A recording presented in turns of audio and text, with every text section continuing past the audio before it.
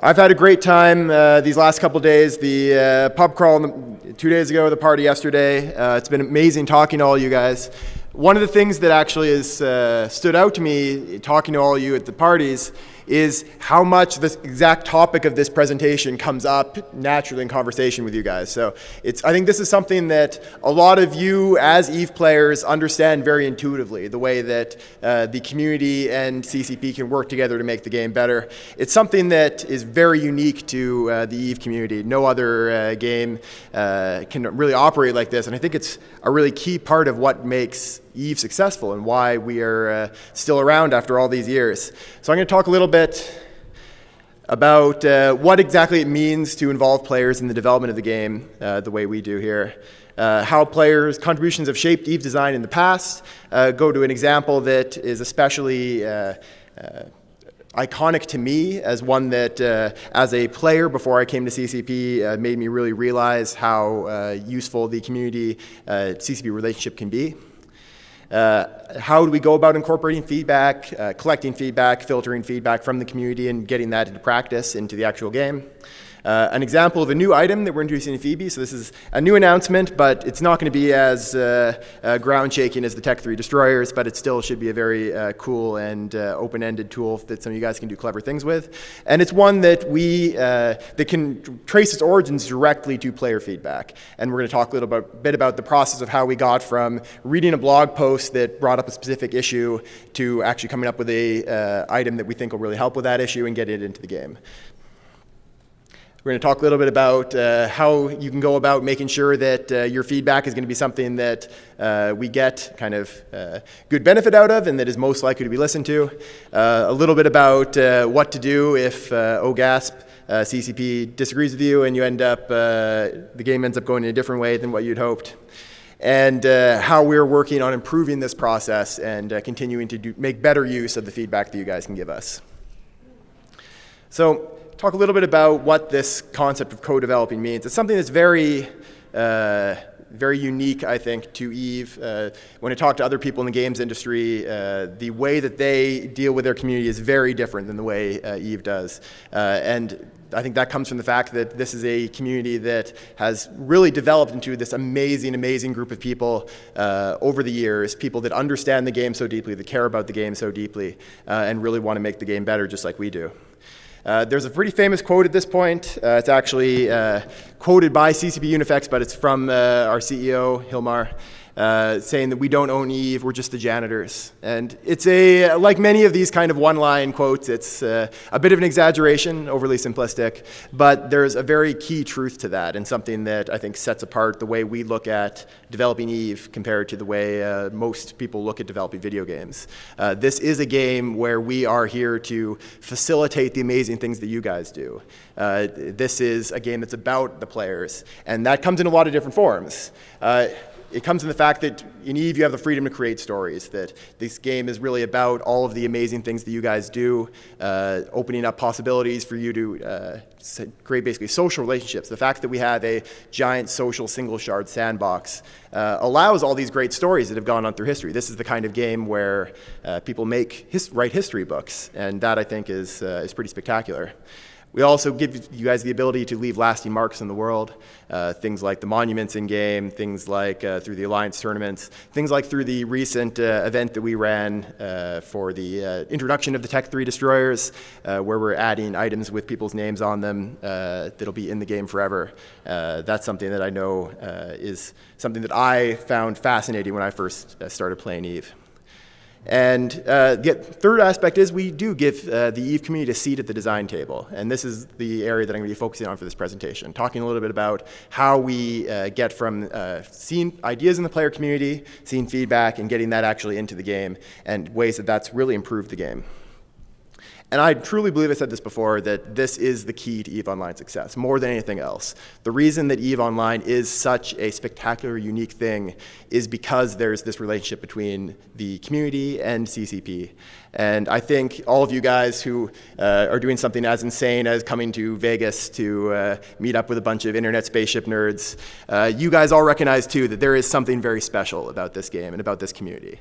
This is not just any game. This is something that comes along like once in a lifetime. And the fact that the EVE community has participated so heavily in improving the game, I think, is a huge part of that. So quickly, I'm going to go through, I just mentioned the Tech 3 event for the new destroyers. I want to correct a bit of a mistake I made yesterday. The winners of the commissions, the guys who are going to have their name in the commissions, the names were all right yesterday, but I had the Galente and Minmatar ones flipped, so I'm sure Shipstorm and Lautrec were actually very confused when we said that they were getting commissions from the wrong factions. Just wanted to correct that, get that up there, and again, point that out as another one of these places where players can kind of directly impact the game in a very lasting way, because these items are going to exist in the game forever. So congratulations again to Shipstorm, Tordog, Lautrec, and Ascentior, who are going to have their names on these commissions for the next decade and beyond. So EVE's, CCP has been making use of player feedback pretty much from the beginning. I started playing EVE in 2006, so not way back at the beginning, but quite a ways ago now. And there's one point of player feedback that I think was especially important to me. This is about a year after I started playing EVE. I was still kind of learning the ropes of EVE. I had seen my first Alliance tournament and fallen in love with that. I was a member of EVE University. We had just gotten ourselves kicked out of Geminate by Mercenary Coalition. And I was still kind of getting a feel for what this game was about. And this event blew me away. This is the Canid Mark II, for any old-timers who remember it. Way back in the day, Canid ships had a very basically confused design. They were combined laser and missile ships. They were still supposed to be the Caldari MR hybrids, but their Caldari traits were that they had good armor resistances, but just kind of more shield HP than normal for an armor-tanking ship, which was kind of useless. And they just weren't very popular across the board. These were not a great set of ships. And everyone kind of recognized it. What happened was a group of players, led by a guy named Sarmal, they came up with a complete and detailed proposal for a new vision for Canid ships, including a series of 10 commandments for Canid ships, like thou shalt armor tank and thou shalt use missiles. And that is something that I was able to watch it develop, starting on the third-party forum, Scrap Heap Challenge at the time, the forum that became Fail Heap Challenge now. And then on the official EVE forums, it turned into a, at the time, very long thread of like 27 pages. And that was something that the EVE developers, they didn't copy it line for line, but they saw that vision, they saw the work that went into it and the merit of it, and they did use that as the basis for what you all know now today as the Canid ships. So all of you guys who like to fly sacrileges or curses or maledictions or damnations, you really have this group of players that came up with this entire detailed proposal to thank for the nature of these ships. And it's something that, with all the different Tech 2 manufacturers, Canid, I think, is one of my favorites for its distinctiveness and uniqueness. And seeing that happen as a fairly new player, as a year-old player, I think that is the moment where I realized how important community feedback was in EVE, and that this was something special. I played other MMOs before, but there was nothing like that in any of those games. This was something that I think made me realize this was a game that I wanted to keep playing for a very long time. So I'm going to talk a little bit about the way that we collect feedback, the different places we collect feedback from. A lot of this won't be a surprise to a ton of you. We're looking for all kinds of feedback from the community, issues we can fix, ways to improve everyday EVE experiences, these quality of life things. A lot of them are great because some of them can get fixed very quickly, and that's the kind of stuff that you guys all know and love, CCP Puncturus and CCP Karkur, who are two of our UI programming wizards who do amazing, amazing things with these little thing suggestions you guys put together on the forums. And they are, I think, a huge way that we can collect feedback. We take ideas for new additions or features, new types of modules, new ships that can be brought into the game, problems with the current balance. Yes, we know that Ishtars are really good. And things that we've missed with any proposed changes. When we post changes to the forums, we're not just posting them for to go through the motions. We do actively look through all the feedback because we know that you guys collectively have more EVE knowledge than we could ever have. There's so many of you, and so many of you are so committed that we know that you guys are going to catch things that we've missed, and that your feedback is a huge, huge way to make our changes so much better. We get feedback from all kinds of different sources. The forums are obviously a big one. A lot of you know that I hang out very often in the features and ideas subsection. That's the easiest place to see me posting on any given day. But all throughout the forums, we keep an eye on different feedback that's posted. External fan sites, places like Reddit, we read those very often. Blogs, I'm going to be giving an example of an idea that came from a blog into a new module very soon. Podcasts, we listen to a whole lot of podcasts. I think a lot of you guys who have your own podcasts might not have realized there were CCPers listening until one day I poked you to correct something that you said and say that I want to come on and yell at you or something in a very polite Canadian way. And that's something that we listen to actively to try to get a feel for the community and the kind of things people are suggesting. There's a huge variety of great podcasts that EVE players put together. It's really spectacular. And also, of course, events like EVE Fanfest and EVE Vegas. It's really amazing to get to talk to you guys at the conference, at the parties. The suggestions you bring up are almost always very valuable. I remember a specific example of Fanfest 2 years ago where CCP Master Plan, one of the programmers on my team, just was sitting down and chatting with a young lady named Sugar Kyle, who eventually became a CSM member, who suggested that we add a bunch of low-end anomalies to low-sec, because something we hadn't really thought about was that if a new player goes straight to low-sec, like day one, it's going to be hard for them to find PvE content there, because all the anomalies were designed for people that were a bit more experienced. And it's things like that where it's just something that it seems obvious once you've seen it, but that we missed it. Talking to players at Fanfest, talking to players at Vegas is a huge part of being able to catch those and change it. And that's something that we were able to change not too long after that and get those added to LowSec. When it comes to filtering the feedback, we've got a lot of different tools to help us. A really big one is the CSM. The CSM, you guys know, are a group of players elected by the community as a whole. And they do a great job of bringing ideas to our attention from the player community. If you want to get something to our attention, one of many good ways to do so is to talk to a CSM member. You don't necessarily have to find your CSM member. They're a good group of people. They're going to be able to pass your ideas on. They provide good estimates for us about how the community is going to feel about issues, which really helps us with the process. And they help us prioritize. An example of that is there's the idea of the tug ship that we showed off yesterday, the ship for moving ships, is one that has been around for a while, and we've liked the idea for quite a while. And it was with the help of the CSM at the last event, or the last summit, that we basically decided to push up the priority. They let us know that this was something that was worth pushing up ahead of some other things, and we were able to get it in coming in December. So I think we're very happy about the results of that.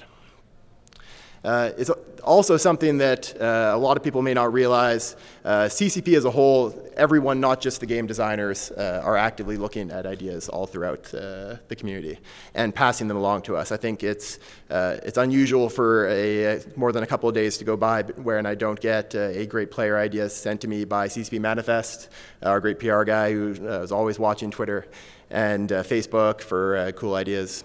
A lot of other players developers from all across the company when they're just playing the game, because we do play, and those of us that have less recognizable voices can do it a bit more secretly. When they just happen to be hanging out in their corp chat and somebody says, hey, this would be a great thing, CCP should add this, and it gets secretly passed to us. It's not too unusual for that to happen. And also customer support. The GMs do a great job of helping us get an idea of what the players are looking for. So definitely talk to them. They are actually working on kind of updating their process for how they get feature ideas passed along to the design team from all of their petitions. And then when it comes to actually developing the solutions, our game design team, we've got a whole team of designers. Some of them are more publicly visible than others, but there's a whole big group of us. We routinely share different ideas. A lot of them come from the player community for evaluation. We have regular meetings where we talk about different ideas and get people's opinions on them. And different designers all have different areas of focus. So it's not unusual for us to get an idea that focuses on, say, UI and pass it along to CCP Arrow, who's one of our UI guys. And that's something that really helps us to kind of get ideas to the right people. From there, when we decide we want to work on something, it goes to our Scrum teams. Different teams have different focuses. The team that I work on, Team 5.0, is one of the kind of core gameplay teams. We have teams that are focused on the new player experience and player experience, like the guys at Pirate Unicorns, and groups that are working on all kinds of different areas of focus. And each team is made up of programmers, QA analysts, and designers who all are participating in, again, collecting feedback. The example I gave from Fanfest 2 years ago with Sugar Kyle's low-sec idea, that one was one that went straight. It didn't go through a designer originally. It was just talking to one of our programmers, CCP Master Plan. And this is something that all the members of the team, I think, are, for most of our teams, are very committed to picking up feedback from all throughout the community. And of course, once we get to look at the actual what it's going to take to implement ideas, this is the point where some ideas may get put on hold. And there's all these ones I know that you guys have asked about repeatedly, things like that we've talked about, changes to off-grid gang boosting, things like that, where unfortunately our answer sometimes has to stay the same for a little while things get worked out. But there's always in game development going to be the danger of roadblocks in implementation, and we have to prioritize our resources. So you have to give us a little bit of patience with some of these. And then from there, we try to get these ideas out to you guys for evaluation. We do a cycle of internal feedback where we come up with a proposal, put it on our wiki, show it off internally, get feedback, and cycle through it again. Do meetings with the design departments. We give the ideas and the feature proposals to the CSM first, generally. That helps us incorporate any insight that they might have, helps us get the presentation right, and then gives us an idea of what the players might think of it, what the reaction may be. And they've been a really, really helpful part of that process. Then we'll make a dev blog or feedback forum thread, listen to what you guys are saying there, put things onto the test server. And of course, very importantly, this is something that you never can forget about. We always do follow up after release with our changes. And this is something that's been getting a lot easier with the faster release cycle.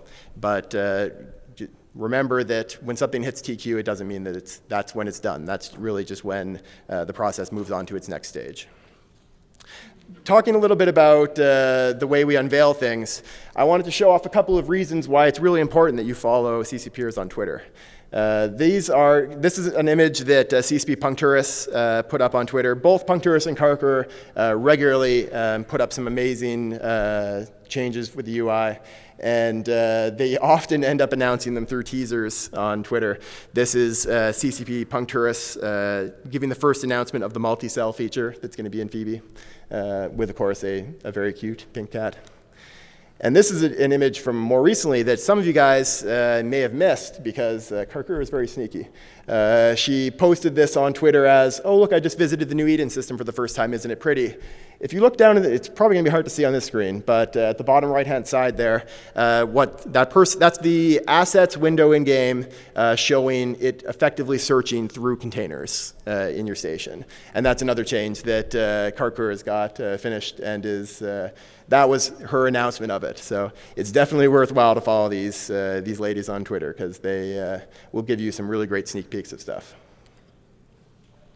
So I'm going to give you one example of the kind of process from start to finish of one fairly kind of contained change that went from a blog post that we read that laid out an issue to how we decided to try to solve it, to the feedback with the CSM, and now we're starting the public feedback stage with announcing it here.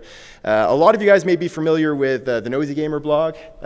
This is one of my favorite blogs to read. This guy, Noisy Gamer, confusingly named considering that it's the Noisy Gamer blog, does a really great job with it. And you've probably actually, if you watch our Fanfest streams, you've probably seen him mentioned before because CCP Streaks has mentioned him in some of his old Fanfest presentations. He does a great job of collecting and posting tiers from botters when we ban them. And that is something that we at CCP enjoy very greatly. So this is back in June of this year when we were making changes to the mining barges and exhumers. We increased the speed of the procure. And there's a lot of benefits that gave the ship, but it also gave one significant downside. And this is something that in this post here, Noisy pointed out. The fact that, there we go. When they're moving faster, it means that if they get out of mining range more quickly when you're mining aligned in low sec. And this is something that we recognize as an issue. The proposal, like he suggested in the post, that we roll back the speed increase on it, that we do something else with the ship. But there's a question of, was there a better way to meet that need? We definitely agreed that that was an important use case, that we wanted to make sure we were supporting people that just want to actually have a slower ship. And of course, mining aligned is one of those reasons, but there's plenty of other kind of very open-ended reasons why you might want this. So we did some internal discussion, we did some spitballing with the CSM back over the summer, and then just this last week we posted the detailed proposal to the CSM to get their first feedback on it, and now we're going to show it to you here. This is going to be a new rig called the Higgs Anchor that is limited to one per ship. It's 25 calibration, it's going to be the smallest calibration rig out there, and it's going to reduce your speed by 75%, double your mass, and reduce your inertia, so increase your agility, basically, by minus 55%. So that means that the combined change of that and the mass means you're going to align a little bit faster, but not as much faster as you would if you were using a low-friction nozzle joint. The biggest benefit of this is, of course, the lower velocity. It's also going to have a drawback of warp speed, but that's going to be reduced by the astronautics rigging skill. And, yeah, I'll go back a bit. But this is a rig that we don't expect it's going to take the world by storm and suddenly everyone starts using it. But we're very excited to see what players do with this new option. It's going to be something I know that will be useful for people in Noisy's use case of just trying to mine while aligned.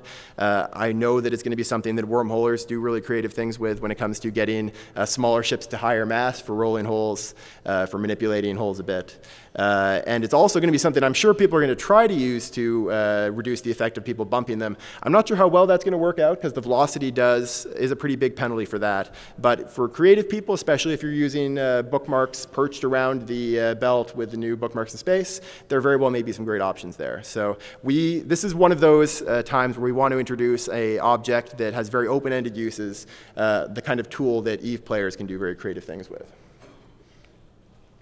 We're going to talk a little bit about tips for how you can get your feedback to us. There was an amazing forum post, I think a lot of you have seen it, by CCP Grayscale not too long ago, where someone asked him, well, why are you calling out some posts as being good posts in a feedback thread? What is the criteria for good posts? And he did a great job of describing it. The big thing, post constructively, give an actual point. When you say something like, this is the best change ever, Fozzie, or die in a fire, this is the worst change ever, Fozzie. Neither of those are actually very useful feedback because we don't know why you like or dislike the change. It's very important whether you like or dislike a change to give us the actual reasons for it. Explain your arguments in as much detail as possible.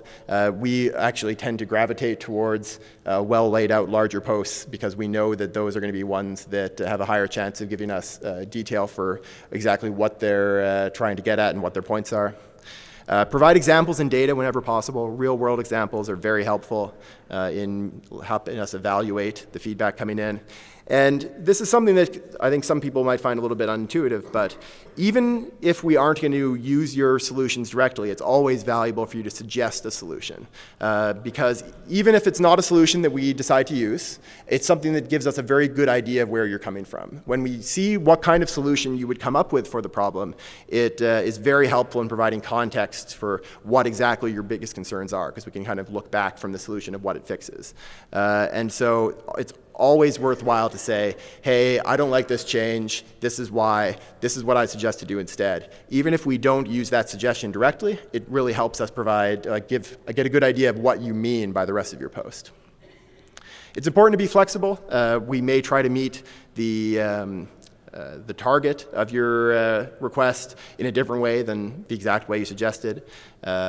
And flaming rarely helps. It provides us some great entertainment, but other than that, it doesn't really help your case. Also, just an FYI, if you post the same argument over and over again on multiple alts, we can tell. We can look that up. So some people should be aware of that. There's also the question, what do you do if CCP just disagrees with your conclusion? It is going to happen. Sometimes even the best posting won't get the change you want made, at least not right away. Above all, don't despair or give up. The fact that we may disagree with something you're saying doesn't mean that we want you to stop posting. It doesn't mean that we don't find your feedback valuable. This is something that I think is easy to miss, to think that because we disagree with the conclusion someone makes, we think that there's other priorities that are higher perhaps, or maybe we know something else that's coming down the line that we haven't announced yet. When we make those decisions, it doesn't mean that we think your posts were bad. It doesn't mean that we want you to stop providing your opinion.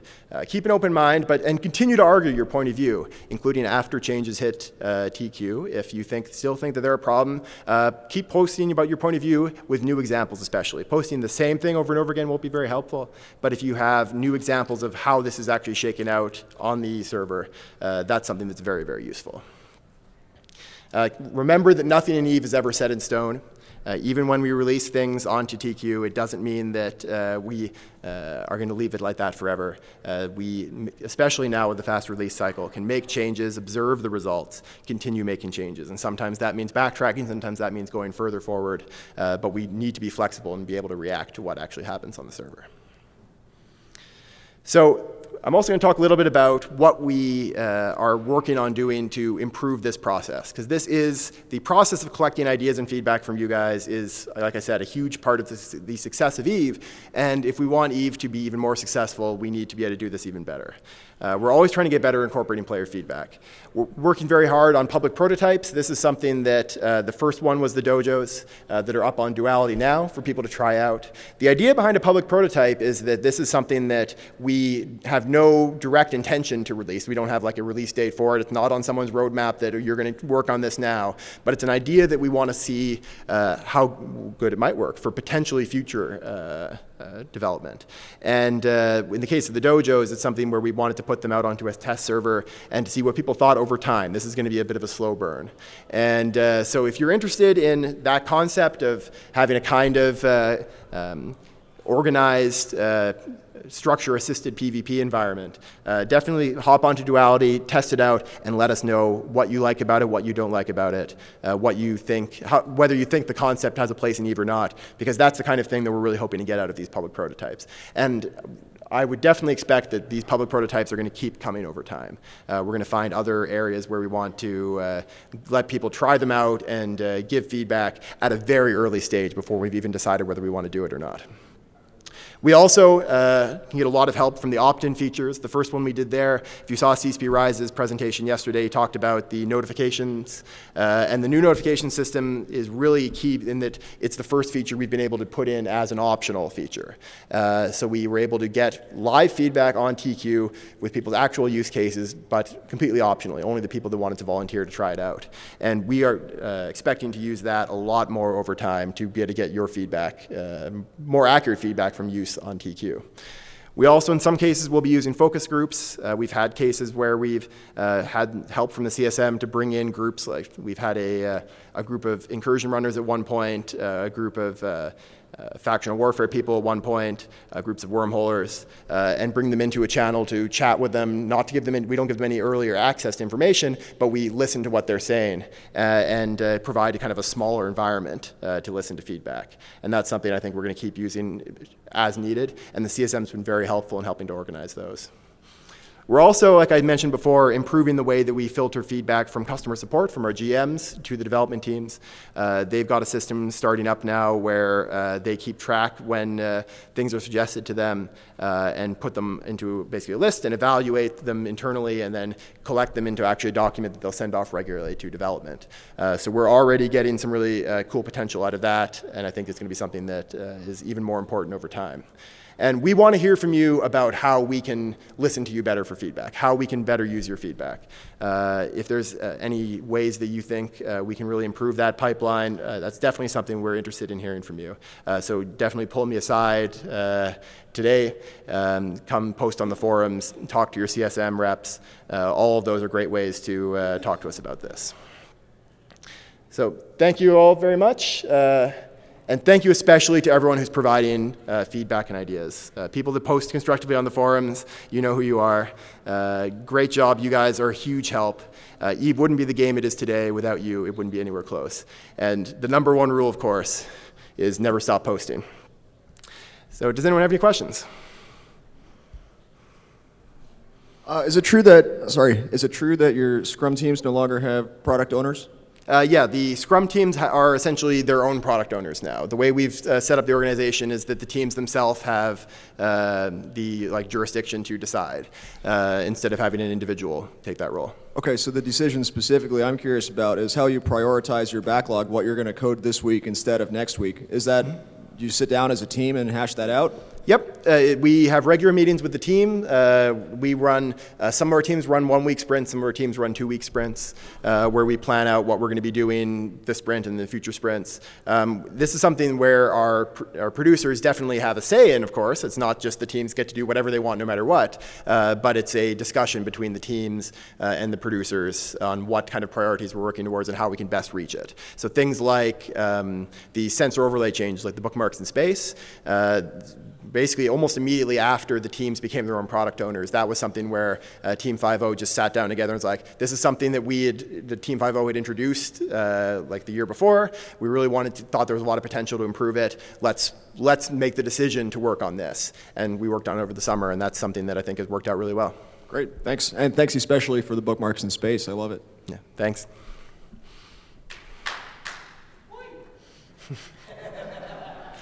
Yes? Can you go over to the microphone? That way it'll get picked up on the stream so they can hear what you're saying too.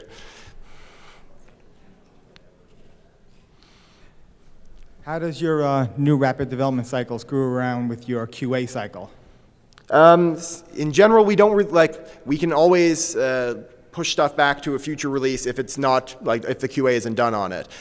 So in a lot of ways, it's actually very helpful for those larger features where we can say, and again, like the sensor overlay is a great example of this as well, because it's also something, one of the first features we've done fully in the new system. For the really small stuff like ship balancing, we could always just have released that in point releases before. So that actually, the flow hasn't changed a ton there, but where it has changed is for features like the sensor overlay, we were able to say, we're going to do this in a sandbox, QA it in the sandbox, polish it there, and we're going to wait until it's actually quite polished before we merge it in. And we didn't have a set release date for it in mind when we started that project. We started it in June, beginning of the summer, and now it's going to be coming out in November. And we were able to just basically say, this will be done when it's done, and once we're actually confident that the QA is done on it. And that's something that before we would have had to have said, it's got to go out in this release, which could have put a lot of pressure on QA. But this has been actually a lot more flexible.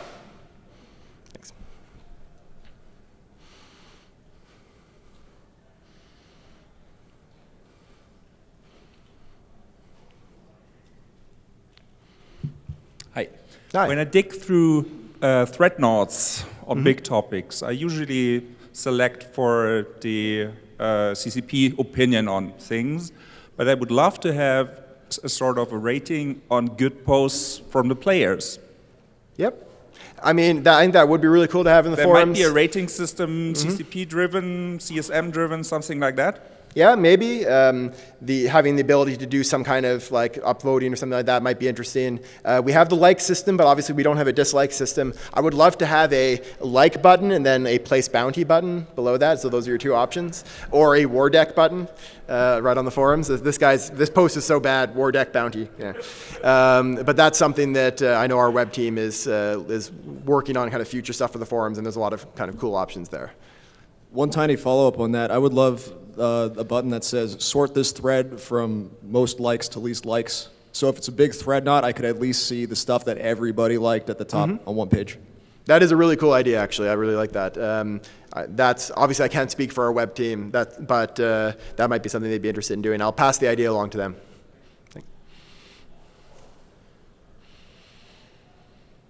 All right. Thank you guys very much. Again, if you have any other questions you want to talk to me or any of the other developers, just pull us aside. We're going to be around for the rest of the day. Yeah, thanks.